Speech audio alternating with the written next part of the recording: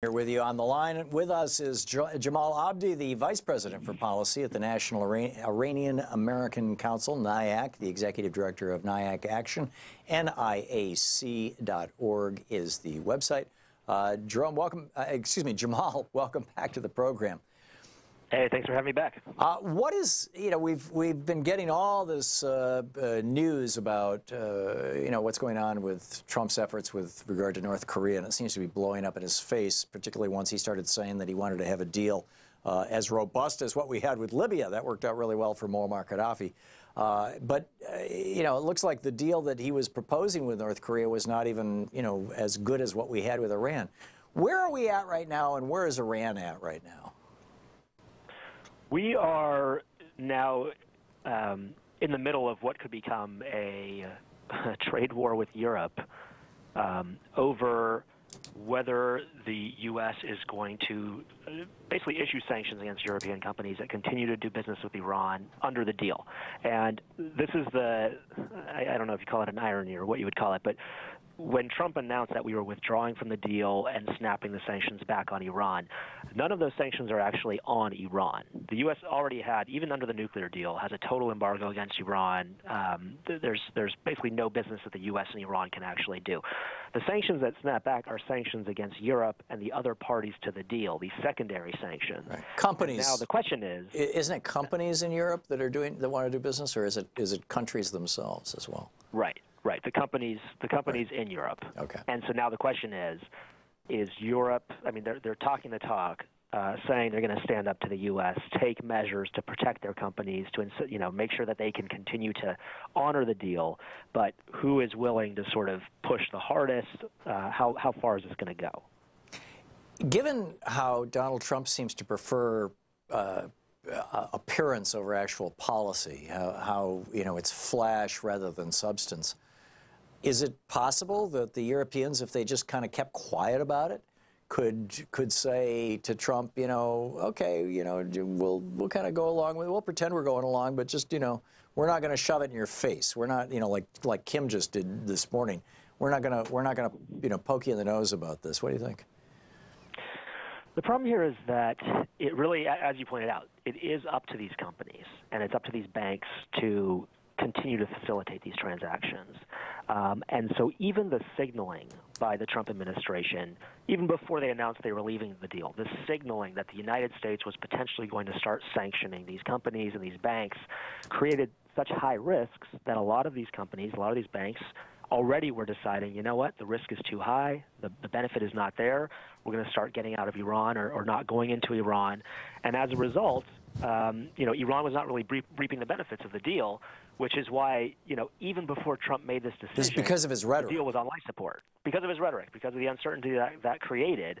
And so some people, like some of the uber hawks who want to start a war with Iran or, wanted to kill the deal, they're actually upset that Trump did this because really we had this facade that the U.S. was in the deal, but the rhetoric and the uncertainty was making it so that Iran was bound to the constraints of the deal, but not necessarily getting all the benefits. And now that's going to become even more profound.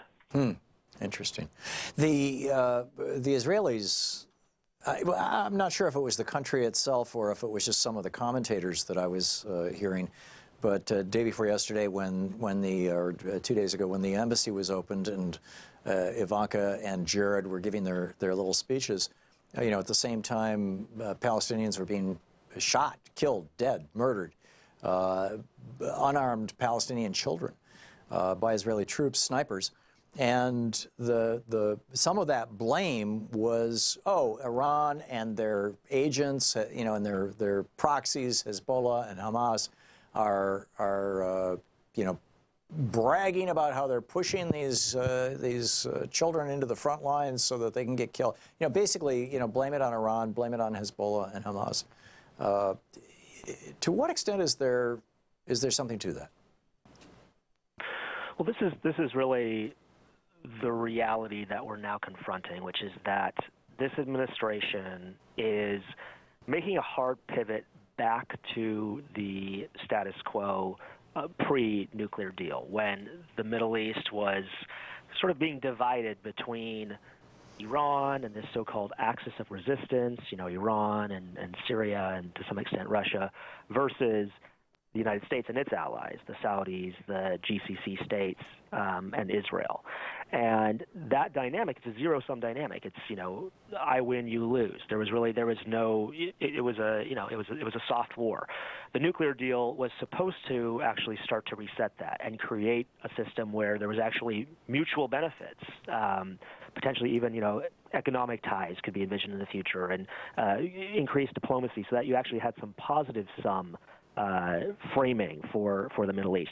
We have now left that framework, and so now it is being reduced to Iran versus Israel and Saudi Arabia. And I think seeing the presentation that the Jerusalem embassy mirrored with what was happening in Gaza, and then the administration not even pushing back against the use of force and the indiscriminate killing, it really shows how hard we have now pivoted, the United States, to standing with Israel and our other allies at the expense of actually being able to say no to them or being able to check some of the things they do, because it is in U.S. interest to do that. Now our interests are essentially whatever is dictated by the Israelis or the Saudis.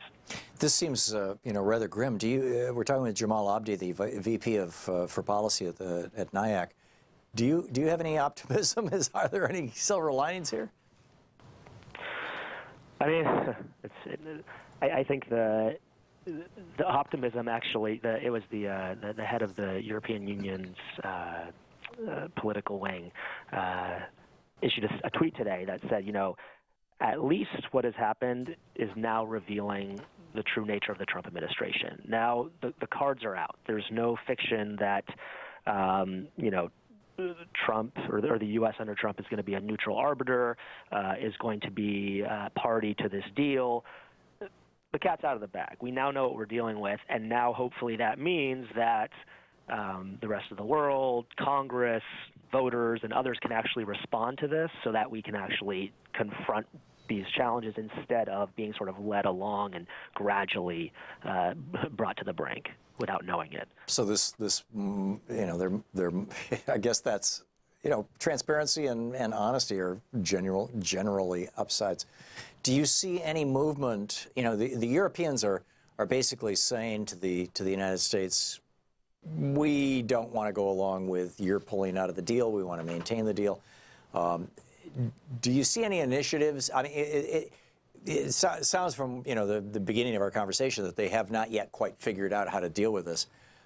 Do you see any initiatives beyond simply figuring out how to deal with it, or is that really the only option that the Europeans have, is either defy the United States or capitulate to the United States? There's no middle ground? I think there's a question of how, if the Europeans can be united and can put measures in place. So maybe they put measures in place to protect their companies and potentially, can get the United States to agree we're not going to go after these entities, sort of find a middle ground. That is potentially an option. We saw this actually when the United States first started issuing these secondary, these extraterritorial sanctions that, punish Europe for dealing with Iran. We saw this in the 90s. It was actually as Iran was starting to try to do some outreach to the U.S. and the West and open up investment in its oil fields, and with the intent of granting the licenses to U.S. companies potentially. The U.S. slapped that down and then actually issued sanctions to block French Total from investing in Iran. And France and the Europeans actually responded by taking the U.S. to the WTO, really, put some pressure, and essentially what the U.S. did was backed off and signaled, okay, we are not going to go after you for this. And then for another 10 or 15 years, the U.S. actually didn't enforce those sanctions. So I guess that is potentially a compromise that we could arrive at, but I think right now it's it's a time for bold measures by Europe, because at this point I think Trump thinks that Europe is going to cave to whatever he says, given the spectacle before he killed the deal of Macron and Merkel sort of coming and begging him to not kill the deal. Yeah, and Boris Johnson too. I mean, the UK sent their guy too. Yep. Fox and Friends. Yep, there you go.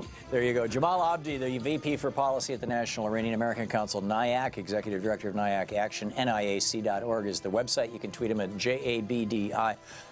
Jamal, thank you. It's great talking. Thank you, Tom. Thank you very much. We'll be right back.